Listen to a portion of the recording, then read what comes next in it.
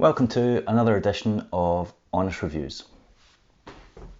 This time round, we're going to be looking at the Powerslide Next 110mm wheel.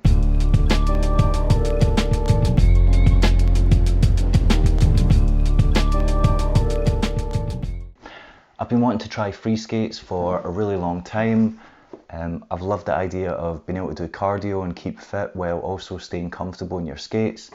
The main thing that has put me off trying free skates or recreational skates up until now is how they look. If you go onto skate websites, some of them are just really fucking ugly. Example, the Seba ones with the open shell at the front just look utterly hideous. Or they come in like Fisher Price colours, like just crazy multicoloured things that make them look like little kids' toys. Or they come in like bright yellow, sorry Lino, and that really puts me off. I don't want to wear a skate that's so ugly that you're embarrassed to have it out. And I think because over the years aggressive skates have matured to the point where they look a lot more subtle for the most part, or they're just a lot more maturely designed, that free skates up until now really just haven't been for me. However, there are exceptions to the rule on the market. Seba also does great looking skates like the SX. Other examples are the Adapt skates, which look utterly incredible, but that is a very big commitment to pay that much money for a skate that you may or may not use frequently, or you may get and just realise is not for you. Other ones that I like the look of are the Rollerblade Metro Blades, especially the Greg Marizan Pro Skate, also the Danny Aldridge Pro Skate as well. But I recently tried Rollerblade New Jacks again and just didn't get on with them at all, so that just made me kind of want to steer clear of them. Another example is the Powerslide Next skate. It comes in a variety of sizes. It comes in 4-wheel variations and 3 wheels, but these ones were the most appealing to me just because they're really subtle, all black, just what I like, and just wanted to give them a try.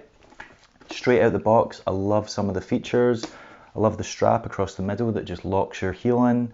I like the fact it's got a rockerable cuff, meaning you can go low or high, because I prefer to have my cuff as high as possible.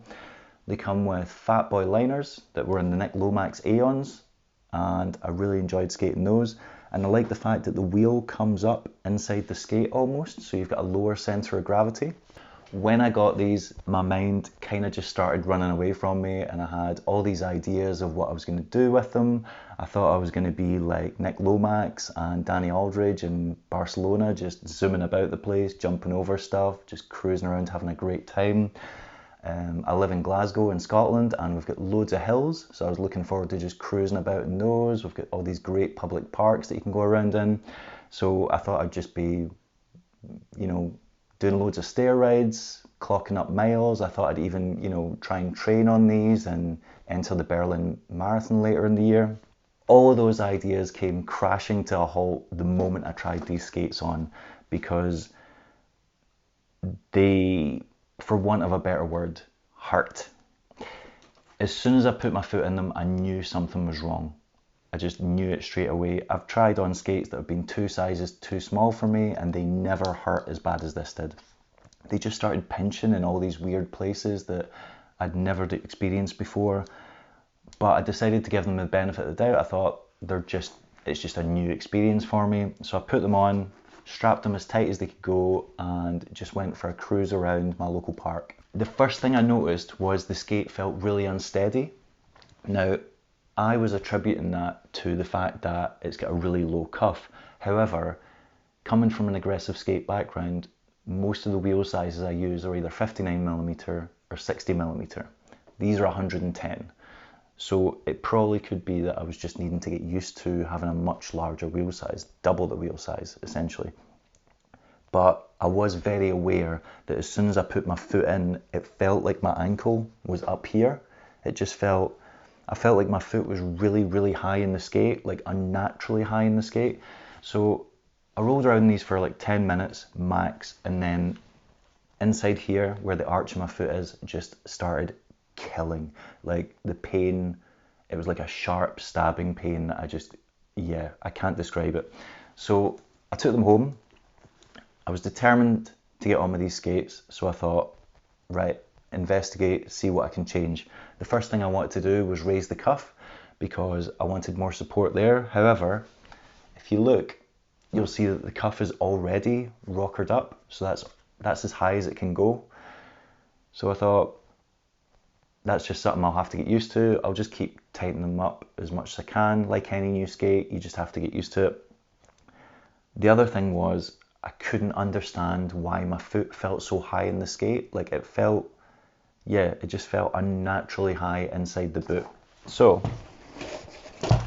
I took the liner off and discovered that if you take these out, oh, I've bent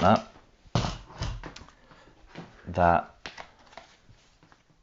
it's got this, so a kind of foam footbed part with heel wells in it to stop the wheels rubbing on your liner, which is fair enough. That, I guess, needs to be in there.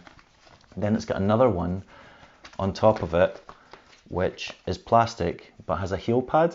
Now I've measured these, and this is 5 millimeters, I think, or 5 centimeters. Can't be 5 centimeters. Yeah, I think that's 5 millimeters, and that was 15 millimeters. Yeah, 5 and 15. So that means before you even put the skate on, you're going to be 15 millimeters high inside. Now, if you put the liner on top, that's adding another 5 millimeters because this has obviously got a footbed inside it. So you're talking 10 there, 20 at the back. That is making it quite high, especially when, if you look at it without liner in it, it does have a very low cuff. So I took that out because I like having a flat foot in the skate anyway, and just thought that'll free up a little bit more space. Put them back on, went out for another skate. Within 10 minutes, the same pain just started again. It was just as sharp as before, right in the middle, right there. So took them home and thought, what else can I do?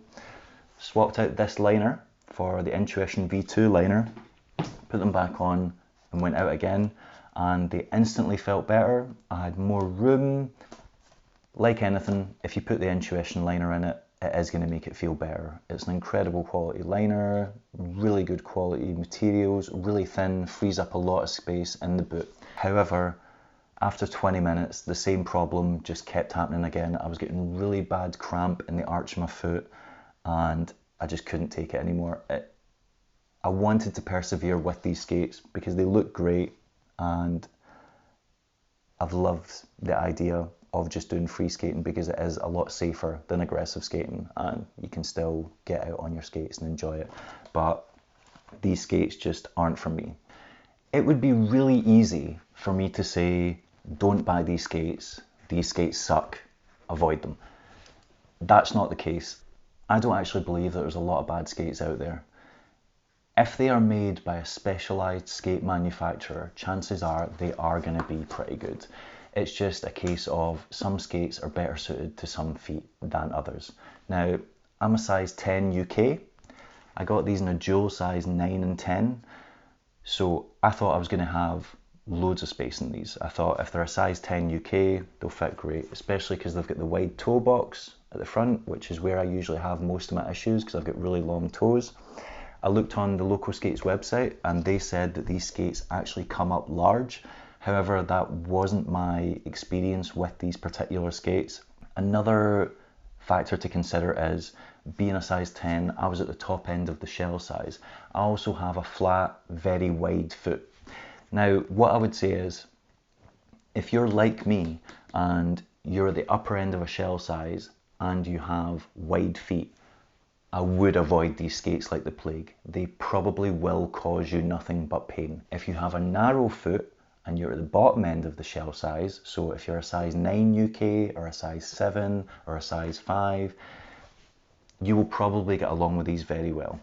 I've spoke to a bunch of people that have these skates and they all kind of said the same thing. They said that the sizing was very misleading from Powerslide. They said they bought either their size or even gambled going up a little bit, and it just wasn't for them. Some people ended up buying the next shell size up and skating those. Some people just abandoned these altogether.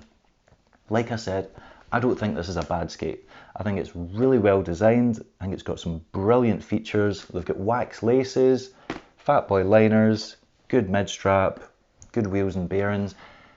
They're just not for me. They just don't complement my foot shape, and that's fine. However, I would love to still try free skating. I'm eager to try other models, so if you guys have got any recommendations for other skates from Powerslide or other skates from other brands that you think would better accommodate a wide foot, let me know. One thing is for certain, I definitely need a wider shell than what the Powerslide Next offers. So yeah, if you guys have got any recommendations, let me know in the comments, and that might be the next model that I review.